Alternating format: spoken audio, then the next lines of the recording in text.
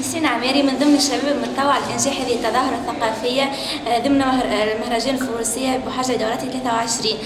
نحن شباب بوحاجة سعينا معناها وعملنا جهدنا لإنجاح هذه التظاهرة، وقفنا الناس الكل مع بعضنا، حطينا اليد في اليد، سهرنا مع بعضنا، تعبنا مع بعضنا معناها